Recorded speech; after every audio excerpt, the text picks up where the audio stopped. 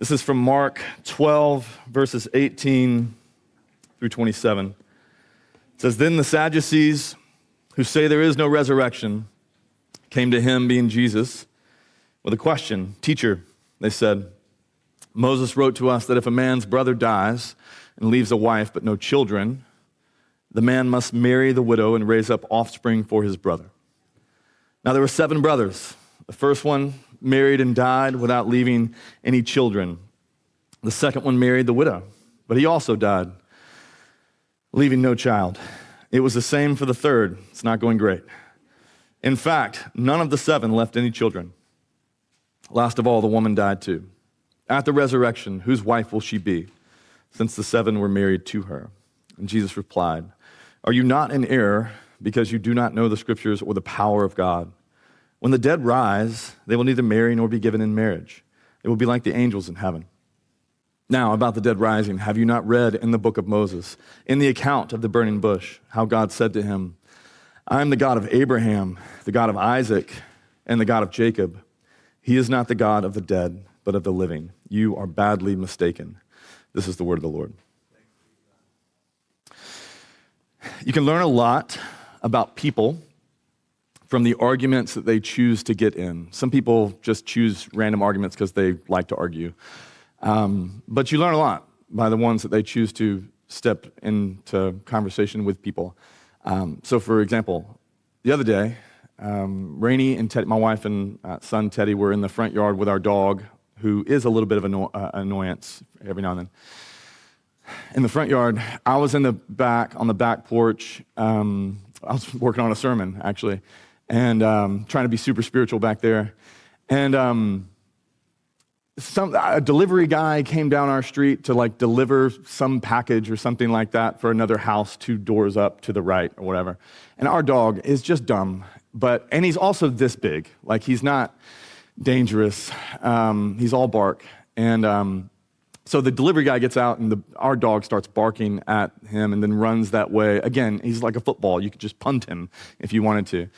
Well, the man freaked out, and Rainey was trying to calm the man down and also get our dog back and say, "He's friendly, I'm sorry, he's friendly, he's just barking, whatever." And the man just lost his mind. And I hear all this from the back, but then I heard that man started yelling, not at the dog, he started yelling at my wife. And so I put my computer down from being super holy, and I lost my freaking mind on that man. And I can get pretty deep and pretty loud, and I went around the corner and just told him I did not cuss. I was very clear about that, and very reserved. I was like, I don't want to be mean to this man, but I want him to know you will not ever yell at my wife again. You had no idea what you stepped into when you walked down, you came down the street. I was like, but you do not yell at my wife. I need you to say that you're never going to yell at her ever again. And he was, okay. And Teddy was there, and I was really glad that Teddy got to see, not me doing that, but no one disrespects your mother. Even you, if you ever do this to your mother, just know wrath is coming. And that was it, that was it. But you learn, Teddy was like, "I don't think Dad likes it when anybody yells at you." And Randy was like, "He doesn't. Don't ever do that."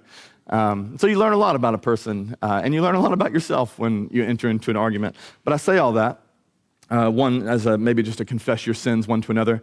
But I say all that because you can learn a lot about people based on the arguments they get in, and Jesus enters into an argument or a confrontation with the Sadducees, where they are literally trying to just make fun of one of his beliefs. And he could have been like, "Look, I'm not getting in this with you. You're just making some random story up. This is dumb, and you're dumb for saying it. I'm just going to leave that." But he doesn't. He actually engages with them, and he talks about something. So clearly, someone's trying to make fun of him, and there's so many questions Jesus doesn't answer in the scriptures, but he chooses to answer this one even though he knows what's going on. And so there's something here based on the argument he chooses to get into that I think we can learn. And so to me, we learn 3 things. One is we learn that how we view the resurrection, and life after death will affect the way that we live this life now. How we view life after this one will affect the way that we live this life.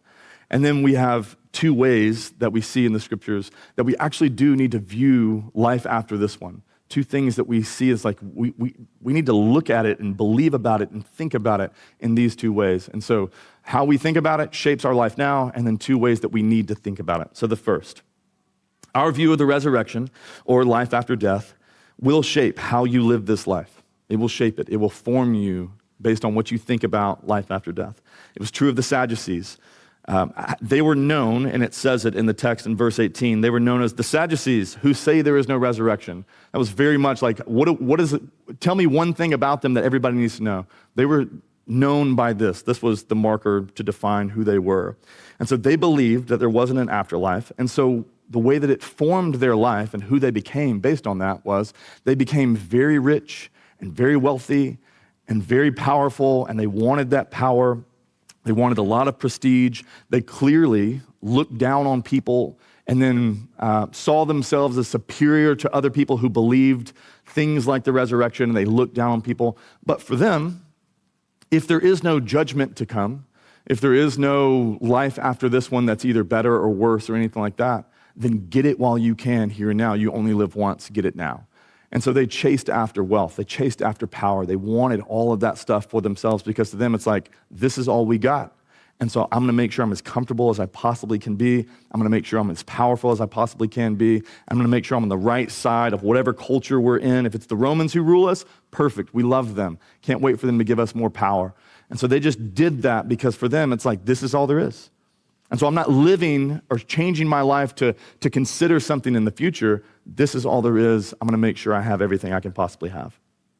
And so they didn't care about anything in the afterlife because how we think about the life after this one shapes how we live.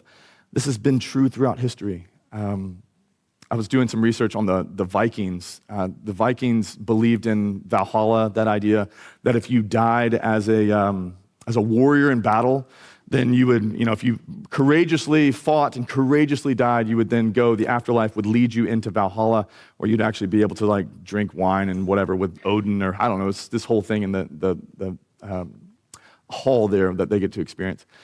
But the point was like what that did, that belief that like if you die in battle courageously, you will experience an incredible afterlife. What it did for the Vikings is it made them incredible warriors.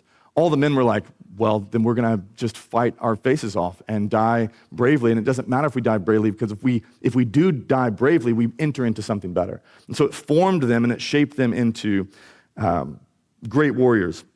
Certain Islamic traditions hold to this belief of the 72 virgins in the afterlife. Not all of them, but some of them hold to that.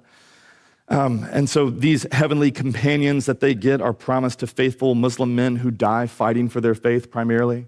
And so that's not all of them, but there's a tradition in there where people believe that. And so that's what leads to some of the terrorism and some of the things that happen, like I'm going to defend my faith against the infidel. And if I do that, then it's going to lead me to something better. And so I need to go and do these things. And so it shapes how they live right now. In Hinduism, Rainey teaches world religions, and we were talking about this. They believe in reincarnation based on your karma. And so if you're good, if you're kind, you're respectful, then you will be reincarnated in the next life into someone better, higher up in the social ladder and social standing and more wealth or whatever. But if you don't fulfill your daily duty to your parents and the world and nature and all these different things, if you don't live that way, then you will be reincarnated into something lesser, something worse. And then based on if you're poor, you clearly lived a terrible life before that. If you're rich, you clearly did a great thing in the life prior to this one. And so it's based on the way it shapes them is I have to be super moral. I got to make sure that I fulfill my duties. I have to do those things because the afterlife is shaping how they currently live. And Rainey talks about it in her class and some of the stories that she hears just from different people. And she's like, it's used in manipulative ways because a lot of parents use that on their kids to say, if you don't take care of me, you will be reincarnated into something lesser. And so if this kid wants to she has a story, wants to move to the States and be a doctor and help people, but the parents in India are like, you cannot go and do that because if you do that, you're rejecting your responsibility to us. And based on our faith, you will have a worse life, even though you're trying to go to the States to help people. And they bend it and they use it in order to manipulate people. And so you see this thing, that how you believe about the afterlife will shape the life that you currently live here and now, and it's true for us as well. If you never think about the afterlife, if you, as a Christian, you just never think about it, you will be formed very similarly into the Sadducees. You'll just live for this life. You only live once, get as much as you can now. You'll just really not think about it and go, everything that I have to have is here and now, and I don't think about that thing. And so I need my life to be great. I need these things to happen here and now. And so I need this vacation. I need this money. I need this relationship to work. I need my kids to do this. I need my job to do this. I need my success to do this. I need those things. And they're not just nice gifts that happen in the world. They're like, I need these things because this life is so important, and it's more important than anything else. And if we don't think about the life to come, then we get formed into the Sadducees. If we think about it, on the other hand, if you think about the afterlife too much, if you're just like always, you're out there doing that thing, it's easy to shift into becoming someone who believes that there's nothing good in this world whatsoever. I'm just ready to escape this world into another world. This world's gonna burn anyways, right? So I just need to get out of here. I'm just ready for this. And so if you think about it too much and you believe those things, you actually reject the idea that God created the world to be good. It's broken, but he actually wants to renew this world. He wants to make all things new, and he has people, sons and daughters, that get to renew the world with him. And there's work that he has prepared in advance for us to do. So if we think too much about it, then it's like, but you need to actually stay where you're at too, and he has work for you to do. If you believe that the life after this one is not going to be better, then you'll struggle with fear of what's to come. You'll not feel the way Paul did, that to live was Christ, but to die is pure gain. If you don't think it's better, you'll live with fear. If you believe that everyone goes to the same place in the afterlife, then you'll feel no urgency to fulfill what Jesus calls the Great Commission, to go and make disciples, to share the gospel. Everyone goes to the same place, so why does it matter? And if that's what you believe, then you actually deny what Jesus talks about in the scriptures. And so our current life is shaped by how we view the life to come. What you think about it will change the way that you live this particular life. And so in this text, you receive two, and Jesus gives us two ways that we should view the resurrection, the way that we should view life after death. And so, one way. The first way that we need to view life after death is that life after death is true, and it's for everyone, whether they believe it or not. Sadducees don't believe it, and Jesus is like, you were badly mistaken, trying to let them know, just so you know, even though you don't believe in this, it does not matter. It's coming either way. And so life after death is true for everyone, whether they believe in it or not.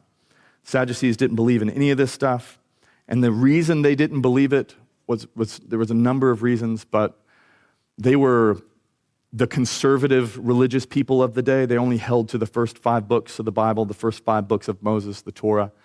And so they believed that resurrection wasn't spoken of through the words of Moses and the writings of Moses, and so we don't believe in it because of that. And so in order to talk to them, Jesus actually uses the first 5 books of Moses. He uses the second book, Exodus, to prove to them, you think that resurrection isn't real based on whatever you're claiming and holding up as true Bible. And he's like, I'm going to show you that it actually is real. And so in verse 26 and 27, this is what he says. He says, now about the dead rising, have you not read in the book of Moses, the thing that you hold up and the only things that you believe? In the account of the burning bush, how God said to him, I'm the God of Abraham, Isaac, and the God of Jacob. And then he says, he is not the God of the dead, but the living. You are badly mistaken. And there's so many different things that Jesus is doing in this. He's showing that he's not saying, I was the God of these people. I'm still am. But he's also saying that, like, I'm not the God of this covenant, and once they die, I'm no longer the God of the covenant. But the point is what he's saying, the most significant point is he's drawing from what they claim to believe. We believe the first 5 books of Moses, and that's why we don't believe in the resurrection. He's like, but God himself says, not I was the God of these people until they died, but I am still the God of these people. I am still God over these people because I am not a God over the dead, but of the living.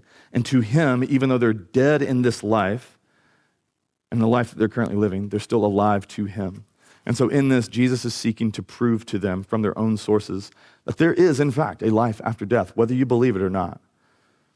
And then in other spaces in the scriptures, Jesus says that, like, the resurrection isn't just for those who believe. It's actually for everyone. Everyone will be resurrected. Everyone's going to experience that thing. Everyone's going to experience life after death. In John 5, Jesus says this. He says, very truly, I tell you, whoever hears my word and believes him who sent me has eternal life and will not be judged, but crosses over from death to life. But very, very truly, I tell you, a time is coming when the dead will hear the voice of the Son of God, and those who hear will live and come out. Those who have done good, and what is good? Believed in the Son, based on verse 24. They will rise to live. And those who have done what is evil or rejected the Son, they will also rise, but they will rise to condemnation. And so Jesus says here, he proves to them that it's real, but he says in John, he's like, and it's not just for those who just claim to believe and everybody else sleeps this eternal sleep or something like that. Some get to rise to life and the other ones, there's just nothing for them. It's like, no. They both rise. One rises to life and one rises to judgment or condemnation. And so if our belief and if your belief if you believe the scriptures, if you're here today, you're like, I don't actually know if I believe the scriptures, then this might not apply to you as much, although I would love to talk to you about that. But if you claim to believe in the scriptures and you would say that like, okay, because Jesus said this, I align because I fall under his authority, I'm going to believe what he tells me to believe. If you believe that life after death is true and real, and it's not just for those who believe it, but it's actually for everyone, and some will rise to life and some will rise to condemnation or to judgment, that should shape you. That should form you. That should make, one, it should lead us to want to actually be with Jesus, to believe in Jesus, but two, one of the things it should shape us into is like we should have this urgency and this desire to go, everyone's going to rise to something. And if there are people in my life that don't know this and they don't believe in Jesus, it should lead us with this urgency to go and talk to them, to share with people about who Jesus is, and appeal to them to try and lead them to follow Jesus and believe in Jesus.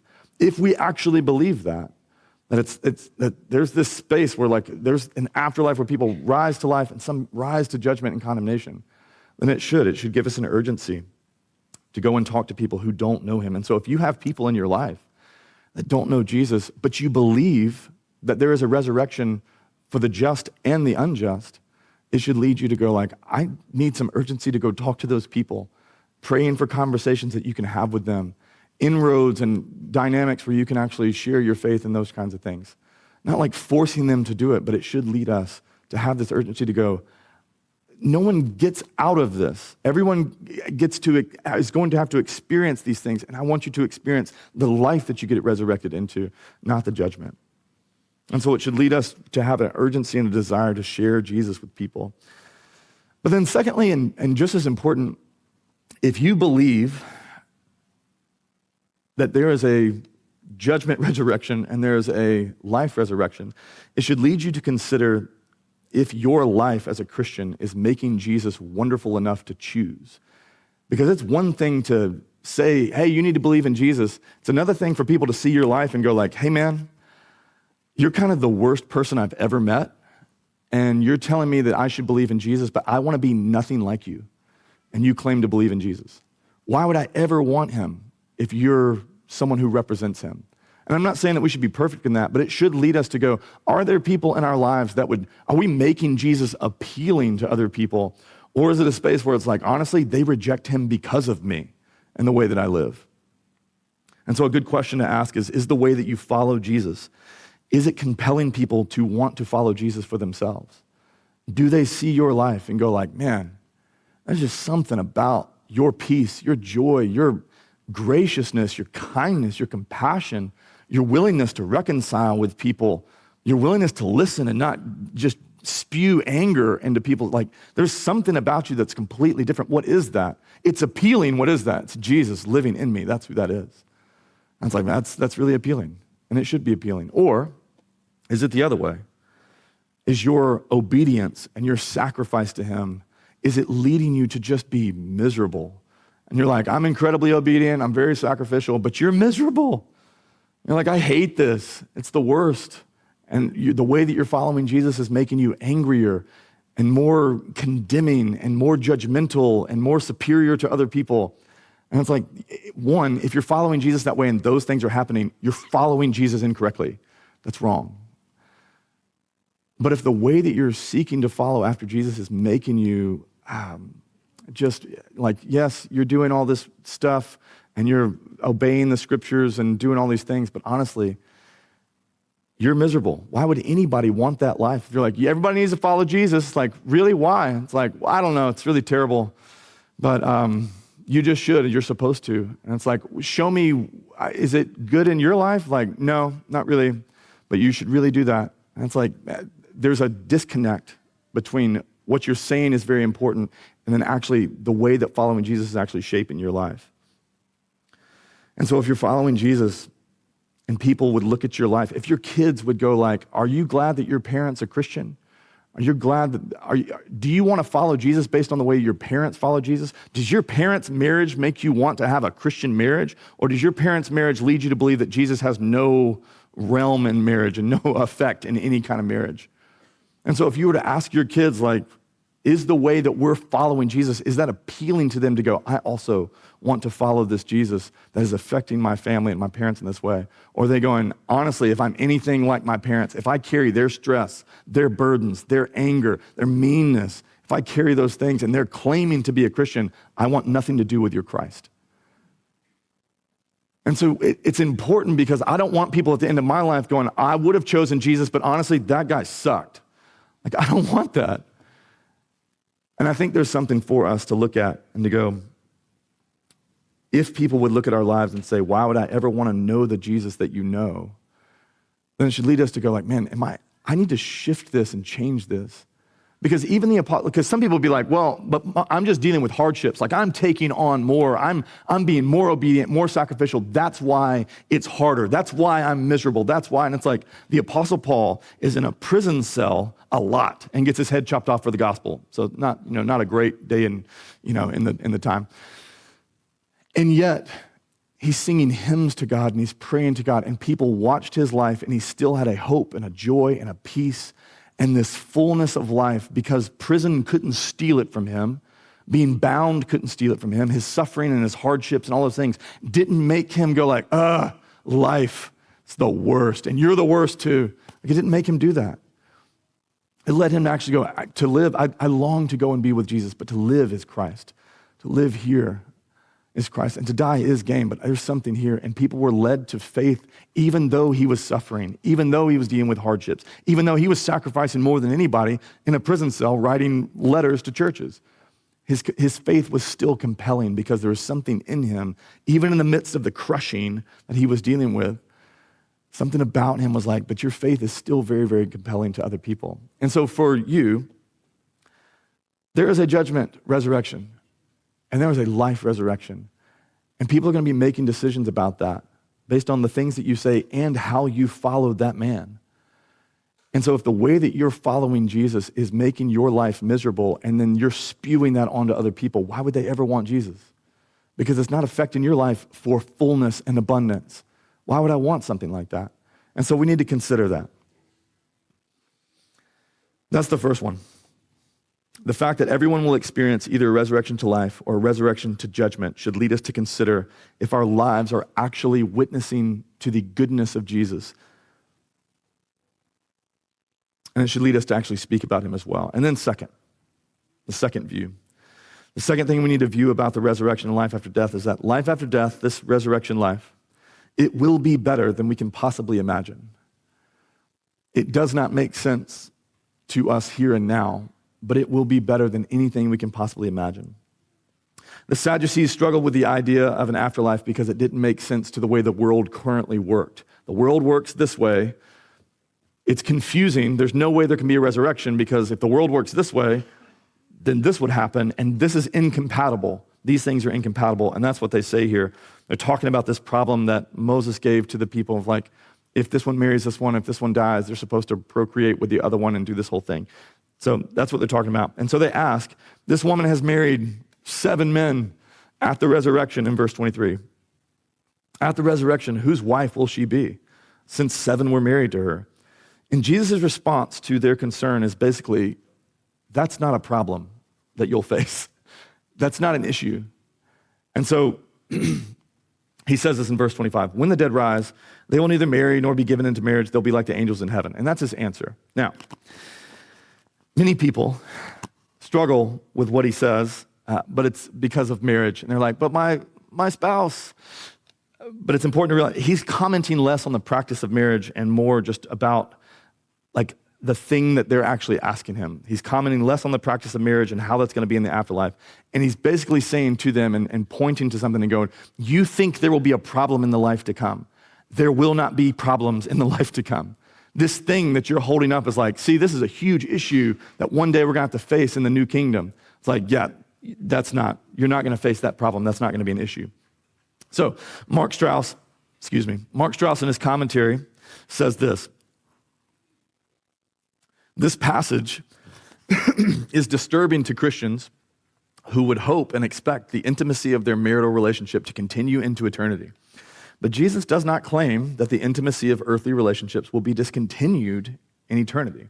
He only says that there will be no need for the institution of marriage. Since there will be no more death, the need for marriage and the propagation of the race will not exist. And so we may reasonably posit that all relationships, including those most dear to us today, will exist on an even higher plane in eternity. Things aren't going to get worse. They're going to get better. And so his idea is like, these things that we hold as valuable and these things that we think are like, man, this is a God-instituted wonderful thing, and now it's just going to go away. And it's like, no, your relationships will exist on an even higher plane because the world will be renewed and so will all things. D.A. Carson says this as well. He says, the greatness of the changes at the resurrection will doubtless make the wife of even 7 brothers capable of loving them all and the object of love of all of them, in the same way that a good mother today loves all her children and also is loved by them. And so Jesus' point isn't really about marriage itself. His point is, you think that you're going to face problems in the life to come. You won't. Don't worry about that. It's better than you think. It will be better than you can currently imagine. And so if you have these ideas of like, I have this problem of like what's coming and what's coming up ahead, and it makes me nervous or it makes me scared or it makes me not want to go. It's like those things, this is what Jesus said, those things, put those out of your mind. You will not have those problems. Those things will not be things that you think about. You will not experience lack. You will not have that loss. It will not be something that affects you in the life to come. Those problems that you have will not be things that actually scare you, make you nervous, and that you actually experience in the life to come. And so, for instance, the conversations that I've had with people just over the years, students, family, adults, people struggle with like the length of time of eternity. And they're like, and maybe you're in the room and you're like, yes, that is a struggle for me, just to be like, you're gonna be there for eternity, and you're like, that's not good news. Like, that's very terrifying. I don't wanna live somewhere forever. There's an actual phobia. It's called like a paraphobia or something, where your fear is infinity and endless time. And so length of time has led people to be like, I'm nervous about that experience in heaven of being there forever and that kind of thing. And I heard somebody, or maybe it was a commentator, he said, you should think about the best day of your life. And then you're experiencing the best day of your life. And if somebody asked you like, hey, you ready to die right now? Like, this is the best day of your life. You ready to, you want to end this right here? Normally, a sane person would be like, no, I'd like for this to keep going. He's like, perfect. So if that's true consistently, it's like, it's going to be something like that, but even that pales in comparison to what it actually is. Length of time will not be an actual issue that you face in eternity. Some people think about boredom. That's a struggle for them. Not only are we going to be there forever, and like, what am I going to do? And then they have these visions of, angels sitting on clouds with harps. And maybe that's not you, but like that's what some people think of. That's in the media. It's like, what are they doing when they go to heaven? Apparently you get wings and a harp. I don't know. Learn to play the harp now. Save you some time then. But that's not something. Then the other would be relationships. I know a lady that loved her husband. Just loved him. And he passed away early on into their relationship. And now, years later, and she's like in her 30s, wants to get married again, but she's like, but if I marry him, and then it's very similar to this text, and then I get to heaven one day, it's gonna be awkward with the other guy. And I don't really want to experience awkwardness in heaven. And so it's like this thing, I'm like, again, that's not going to, like, whatever you're dealing with in this world that you think is going to pose a problem in the world to come, Jesus is basically saying, in a big way, but it's basically saying, that will not be a problem. If you're nervous about something, set your nerves aside. If it's scaring you of what's to come, don't be nervous about the thing. It's better than you can possibly imagine. And so that's what he's saying. you will not experience those concerns. He says you will be like the angels in heaven, which again has led people to be like, am I going to get wings? Or if you read about the angels in the Gospels or in the Old Testament, they got eyes everywhere on their body, and it's kind of weird. That's not what they're saying. It's not like you will be like them characteristically, like you're not going to get wings when you're there and things like that. That's not what Jesus is saying. He's referencing that you will be completely fulfilled, captivated, satisfied with God as the source of every single thing in your life that you need. They are completely fulfilled, and he's talking about angels in heaven, not the ones that rejected God's leadership. But you will be completely fulfilled. You'll be like them that's going like, I don't have need. Everything that I need is here. And if you read in the scriptures, like in Revelation, the angels are just constantly shouting and saying, holy, holy, holy, holy, holy, holy. They're just standing in God's presence saying, holy, holy, holy. And some people are like, see, that's exactly why I'm scared to go to heaven. I don't want to sing. I don't even want to sing at church. Like, I hate this. I'm going to be worshiping for eternity. I'm just saying the same words over and over and over again. But you have to realize those angels are not forced to do that. They're not like you sit there for eternity and just shout, holy, holy, holy. They're not forced to do that. They've just found that like the thing that fulfills me the most is to stand in this God's presence. The thing that I find and tap the most meaning is found here, saying these words over and over and over again. And God's like, you can go do something else. And like, why would I ever want to go do anything else? I'm finally in a space where I'm tapping real meaning and real joy and real peace and everything I've been longing for, I'm finally experiencing those things. And that's what Jesus is referencing. Right now, in this world, the way that you live, we all search for meaning, joy, peace, love, all those different things, and we search for it and we get pockets of it, but we're never actually fulfilled by the thing. And one day, you will stand in a space, and Jesus says you will be like the angels, and all of that stuff, you will go to the source of joy. You will go to the source of love. You will go to the source of peace, and you will stand in that space and want nothing else, and want for nothing else, because finally, you are fulfilled in every possible capacity that you have. That will be happening for you. And so you will never be thinking about the lack or the loss or these questions that people, when I get to heaven, I'm going to ask God, da-da-da-da. No, you're not. You're going to be just enthralled and captivated in his presence. And so that's what he's referencing and just saying, it will be far better than you can imagine or think. And so Jesus is saying one day we will finally be able to experience this fullness that we're searching for in this life and can't find. That one day we'll actually be able to find those things. And that's what he's saying. David Guzik says this. He says, if it seems that life in the resurrection that Jesus speaks of here does not include some of the pleasures of life that we know on earth, it is only because the enjoyments and satisfactions of heaven far surpass what we know on earth. We can't be completely certain what life in glory beyond will be like, but we can know with certainty that no one will be disappointed with the arrangements. No one's going to be disappointed with the arrangements. Paul says in 1 Corinthians 2, he says, eye has not seen, nor ear has heard, neither has it ever entered into the heart of man, the things that God has prepared for them that love him. No one can even possibly imagine what's coming for us, what is available to us. And so even our best imagination of what it will be like pales in comparison to what it will actually be. And that's what the scriptures testify to. It's better than you can possibly imagine. I love how C.S. Lewis talks about it. He says that this life, this one that we're currently living, this life is only the cover of the book and the title page. Now, in the life to come, now begins chapter 1 of the great story, which no one on earth has read, which goes on forever, and in which every chapter is better than the one before. Like that's what, I love that picture of it. Like what's available, what's coming. Your life and how you live will be shaped by what you believe about the resurrection, what you believe about the afterlife. And so for us, we need to have in our view and have in our mind, what's it like? It's far better than anything you could possibly imagine. It's far better than anything you'll experience here. And if we can hold that view and actually believe that thing, what it would do, it would make us fearless in this life. It'd make us like, I don't fear death. I see it as this new, beautiful opportunity that Jesus has made available to me. Death no longer steals from me. Death now actually leads me into a greater life. And so you can live a life without fear. And you can embrace the life to come with joy, thinking about it that way. It's supposed to relieve our fears, not to make us afraid. Like, how long is it going to be? Like, don't be afraid of that. It's supposed to relieve you of your fears. And I think if we believe that, we'd actually live without fear. And I think you see this in the early Christians.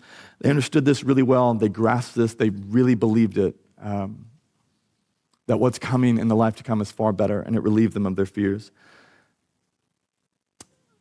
in this quote, it's a book called Rooted by Raymond Kanata and Josh Rotano. It says this.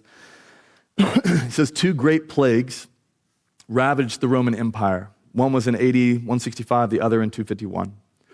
They were awful, and they devastated cities throughout the region. At one point, an estimated 35,000 people per week were dying in Rome. No one was exactly sure how the plague was spread, but it was known that one could get it by contact. Because of this, those who had the opportunity or the means to flee the city fled the city of Rome. The rich got out of town, doctors fled in huge numbers, and families even abandoned their own relatives. Everyone fled, save for one group, the Christians. The Christians stayed in large numbers, and they cared for those who came down with the disease. They risked their lives, and many were infected with the disease, and they died. Why did the Christians stay while most of the pagan people left? Well, it had to do with their worldview. The pagans had no assurance of the afterlife. Their religion was uncertain about whether or not there was life after death. Most believed that this world was all there was. Christians, on the other hand, knew this fallen world was the prelude to something far more glorious. They believed in the resurrection of the dead. Thus, the Christians stayed and the pagans fled, because if this life is all there is, you'd better not get the plague and die too soon. But if you believed, like the Christians did, that you would one day be raised up, then you could face the plague in order to care for others. This point of doctrine, this belief, it freed them. Because of the resurrection, death had lost its sting, and they didn't have to be afraid. And I love that idea. Like believing, or just the truth of that, believing that freed them, and it made them free to be like, I can actually follow Jesus here and now because I'm not afraid of what's to come. And these people, they're not pursuing death. They didn't have a death wish or anything like that. That's not what they were doing. But they also realized, like, this life is not as good as it gets. I will not tap real meaning in this life. I will not find everything I'm looking for in this life. And so why would I be afraid of the life to come if that's where I'll finally actually get the things that I've been longing for? And this angst that I've always felt in my heart will finally one day be relieved in this other space. Why would I be afraid of that? And they just lived with this idea that there was something better than they could possibly imagine, and that was what was next. And so they could face death and all things more fearlessly. And to me, if we actually believed that, I think it would save us from our fears of death as well. But I think it would also make us more resilient when we don't get what we want here in this life. It would make us more sacrificial and serving of others, because it's like, honestly, that's what I want to do that. I'm called to do that. Jesus calls me to do that. And if I don't get every single thing that I want here, one day I'm going to have so much beyond anything I could possibly imagine. And so it's fine. And so I'm able to persevere. I'm able to be resilient. I'm able to deal with hardships in this life because this is not all there is. There's something greater up ahead. And so that's true for us. I believe we need to believe those things about it. And I think that's what Jesus is getting at. You will be like the angels in heaven. You're not going to have those needs, those lacks, those longings anymore. Those things will be fulfilled. So how we view the life to come shapes how you live this life. And we need to believe that there is a resurrection to life, and we need to believe that there's a resurrection to judgment. And that should lead us not to be condemning our culture, but it should lead us with an urgency to go, let me tell you about Jesus. And it should lead us to question, like, if there are people in my life looking at my life and going, you're the reason why I don't want anything to do with that man you call God, repent, change that. The early Christians were compelling. We need to be compelling as well. We need to have a compelling witness. And we need to believe that the life after this one is better than anything we can possibly imagine. And if we believe that, it would make us face the life to come with a fearlessness that would also be appealing and also be attractive. That would speak something to the world around us. It's like, why don't you share the same fears that we have? It's like, because I know something, this isn't as good as it gets. And so why would I ever try and place all of my hope, all of my dreams, and anything I could get here and now when I know that something better is up ahead? Come with me. Let's do that thing together. Paul says that all of this is made available to us because of what Jesus has done. That he has taken death, this thing that so many people are afraid of that steals and kills and destroys. He has taken death and he has silenced it. And so now it is not something that steals from us, but death is now the doorway into, it used to be a doorway into no life, and now it is a doorway into greater life. That's what Jesus has accomplished for us in death. He has pivoted it on its head. It's like, you serve me now, not the other way around. I have the keys. And so what Paul says is like, this happened when Jesus died on the cross, and then it's evidenced by his resurrection from the dead. Paul says this in 1 Corinthians 15. He says, if Christ has not been raised, then our faith is useless. But Christ has indeed been raised from the dead. He is the first fruits of all who have fallen asleep. For since death came through one man, Adam, the resurrection of the dead comes through another man. For as in Adam all die, so in Christ all will be made alive, but each in their turn. Christ is the first fruits, and then when he comes, it will be those who belong to him. And so I want the reality of this truth. If it's not something that you think about often, I do think it's something that should shape our lives. It should be something that we think about. If you are facing death or walking with people that are dealing with that, there should be a hopefulness that you're able to grasp and hold on to, and this beautiful, adventurous idea of something greater is up ahead, not something worse. And so it should shape our lives, and we should be able to live in the reality of like, there's something greater up ahead. There's something greater for us. And so I want us to be shaped by that. Let me pray.